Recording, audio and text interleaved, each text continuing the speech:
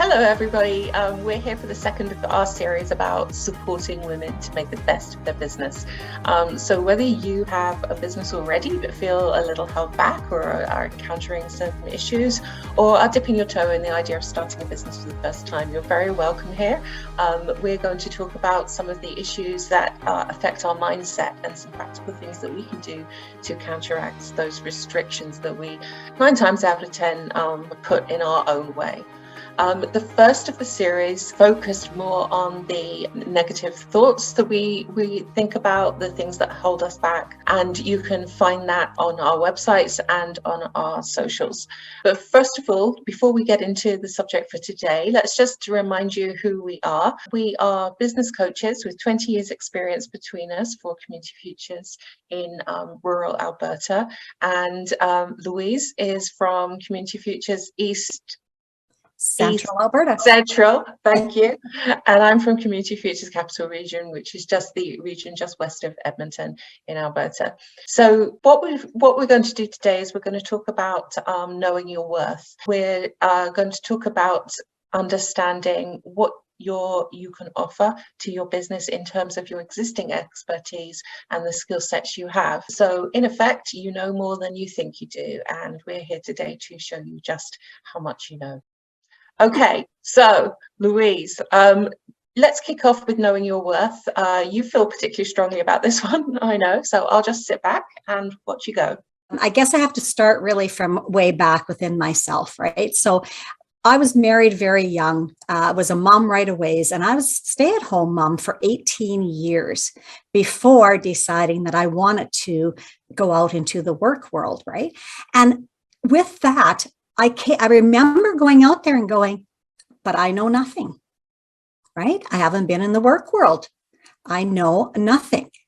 And I didn't even do a resume up because I felt I had nothing to put on that resume. And I actually got a couple of jobs, smaller jobs, without submitting a resume. So I was patting myself in the back with that. However, when I wanted to get a better job, right?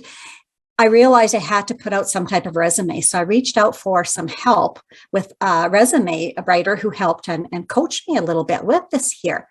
And it was after working with this agency that I started to realize, and there was this switch that flipped in my brain when they started to work with me. And I realized how many skills as a stay-at-home mom I actually had.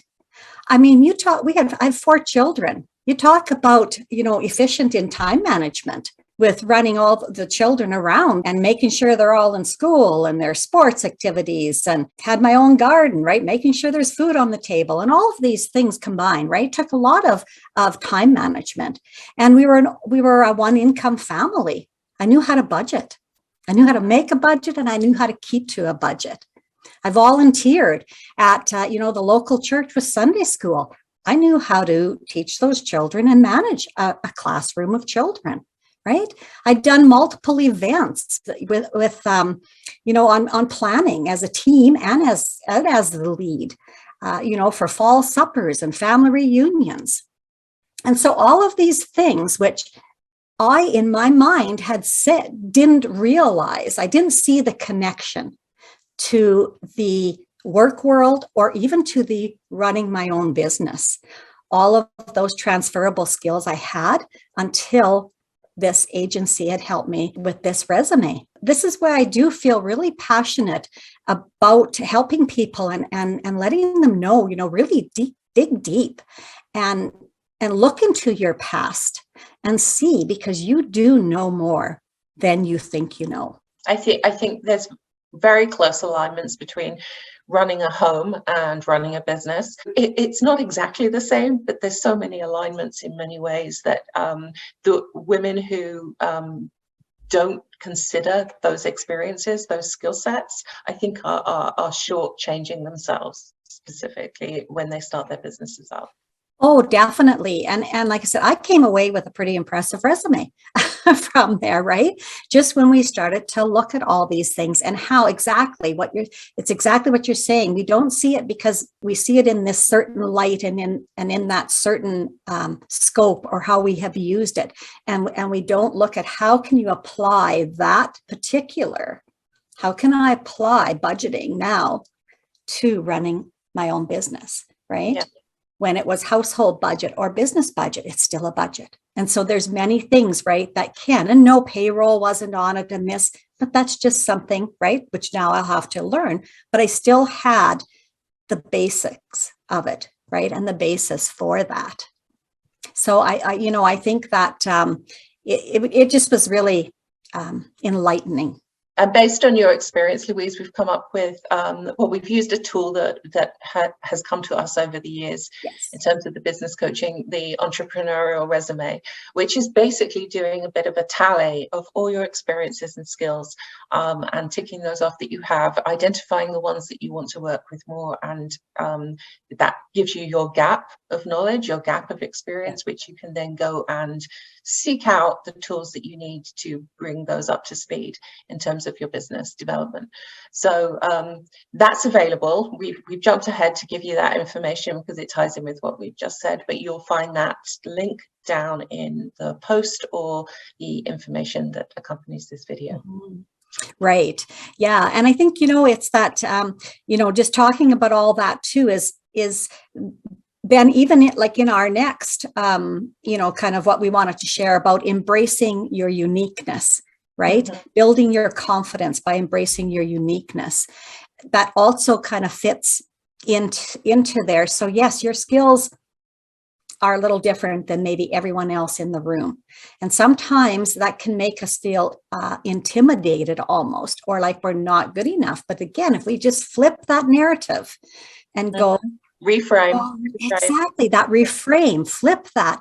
And no, it actually is a benefit because no one else is uniquely you, right? You've got those experiences that someone else doesn't have. It's embracing that uniqueness that you have to help build that confidence. Yeah. So I think, Sue, you had a hobby. I did, and I think we're all stories today, Louise, aren't we? Well, I did have a story to tell you about a hobby that I turned into a business. So one of the things that the way I look at uniqueness is applying your unique experience and your unique knowledge to your product or service. So to your business, what makes you different? What makes you special? How can you apply that knowledge that you have, the experience you have? So one of the things is unique life experiences that you're bringing to the party in the way that Louise just described. Those unique life experiences make your interactions with existing products and services very particular. And if you find an existing product or service that doesn't meet your needs, there's a consideration there. Well, I could do it better. I could do it for other people just like me. So I could create a new product or service that does exactly what I needed it to do. And there's going to be other people like me. So that helps you find your audience straight away. So there's a benefit of looking at things from a unique point of view and applying your life experience to those things. Another way you can look at this is, what personal hobbies or interests do I have that I can then bring to the table in the form of a business? You already are going to have that expertise level. And just because it's a hobby or an interest doesn't mean it's something that's a passion-based thing only, that you can throw it away. It's something that you do for a couple of hours a day. So, there isn't any value in it as a product or service. There probably is very good value. So my story, finally, we get to my story. I was passionate about pets. I'd always loved pets. I'd always had plenty of pets in the house, dogs, cats, rabbits, you name it, I had it. I decided after years working in computing for the government, I decided that no, it's time that I did something for me. So I looked at the things that I love to do. One of them was taking care of pets. And I started doing some research. How can I bring this to the table? How can I bring this to market in my region? What sort of service do I offer. And one of the things that was breaking in North America at the time, especially in the United States, was pet sitting services, high-end pet sitting services. It was new. Normally, you take your pets to a kennel, you take them to a cattery when you're going away. You don't consider bringing people into your home to look after your pets there, whether that's on a visit by visit or whether it's staying overnight, whatever it is. It's becoming more acceptable now. But at the time that I opened my business, which was providing a service like this, I was the first in the region. And because of that, I could charge more. I could find my target audience a lot more easily because I knew exactly who it was I was trying to appeal to. People like me who didn't want to use kennels or catcheries, people who would pay extra for having this personal service, and people who would pay to have someone really develop a long-term relationship with their fur kids, which was what I was doing and how I was advertising it. So that's an example of a way that your unique interests, your hobbies can be transferred into a really good, stable, solid business, and how you can also overcome some of those fears that we were talking about in video one, of bringing something new to the market, standing out, getting out of the shadow and saying, hey, here's my business. It's new. You're not going to see anything like this before, but I know it's going to work because I've seen it work in other markets. So that's just my thoughts on that. Right. Yeah. And I think that comes down to that, again, embracing your uniqueness, right? Really be proud of what you've done and how you've done it and the person you've become, type of thing. And that just spills over into your business. Absolutely. And the other bonus of all of this is that you're not picking businesses that are two-a-penny businesses where everybody has a miserable look on their face. You go into them and everybody looks the same way. Nobody's really happy. They're making money, but they're not actually interested in what they're doing.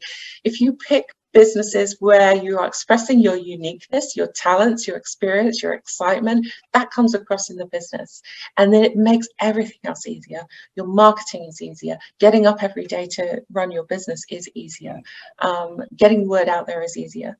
And I really like the way you thank for defining that, right? It helps you to define your products and service to stand out. And it helps you with, I totally agree, it helps you with that marketing and especially your target market. And I know it's, so often we hear who are you marketing to? Well, everyone. Yes. Well, just because you sell coffee, you're not marketing to everybody who likes coffee, right? Yeah, absolutely. It's going to be a benefit. And that's a whole new subject. We can't even don't have time to we can't go down that route today, but it truly helps to define that target market or that market, and embracing your uniqueness is definitely one of the things you can do to help with that, for sure. I think we've covered everything that we were going to talk about today. We want to keep these videos fairly brief, so as we said, there's a freebie that you can use, the entrepreneurial resume. Again, I'll send out the offer that we gave last time. If you look at the entrepreneurial resume and you struggle with it, you're not quite sure how to approach it, there are instructions, but sometimes it helps to do that with someone else to support you. So let's finish up here. We've got one more video in this series. It's about achieving business success, balancing passion and profit. So we'll probably touch on some of these things again when we get to that subject. But so one more video, and then maybe there'll be something a little extra at the end. You'll have to stay tuned for the next video to find out what that is.